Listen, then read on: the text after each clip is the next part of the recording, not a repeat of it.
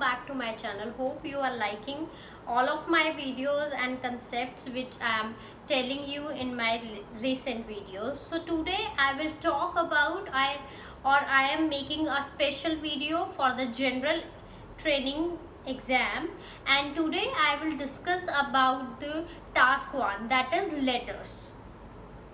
So before that, don't forget to subscribe my YouTube channel and also follow my Instagram ID. So let's move to the main content of the video. So today I will first talk about the types of letters. So basically we have three different types: formal letters, semi-formal and informal. Why it is important to note the categories of letters? Because the pattern or the tone of letter will go accordingly. For example, what is formal? Formal is what? It is authority. So whenever we are writing to some authority could be your local council, even authority could be your boss or employer, and even it could be your editor of any newspaper. Other than this, if you have a complaint regarding a service or a product, then also it will categorize as a formal letter. Okay, so again I'm repeating all of them. First is your authority, any local authority or any government authority. Then is your employer, editor of newspaper, any complaint regarding service or product, they will categorize as your formal letter.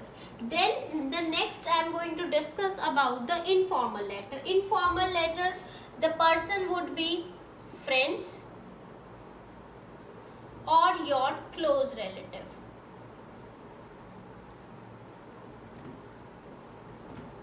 Informal letter informal letter will target to friends or close relative. So these are the two categories of informal letter: your friends as well as your close relative. Then we have a third category, which is semi-formal category. Why it is known as semi-formal? Because this category will target those people who are not familiar as informal. For example, your colleagues, though you know them by their name, by their location, or you can say by their address, by their behavior, but you are not close to them as informal, as your friends or close relative. The second would be your neighbor. Again, you know this person, but you are not close to them as their friends. The next one is your landlord. So again I am repeating: your colleague, neighbor and landlord. It will come under the category of semi-formal letters. Now let's focus to the salutation, that is from where you are going to start your letter writing. Okay, so here I would divide my space into three different categories so that you can compare all of these three categories. So for that, let's move to our board. So in formal letter, you would start your letter with dear sir / madam. If the gender is given, you can choose accordingly. If the gender is not there, then you can use both of that, sir / madam, with a comma in the end.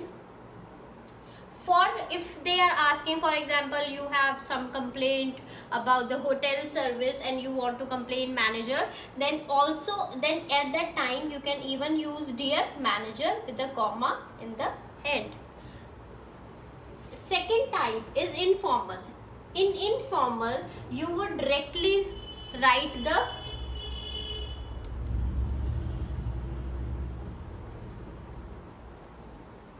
second is in informal.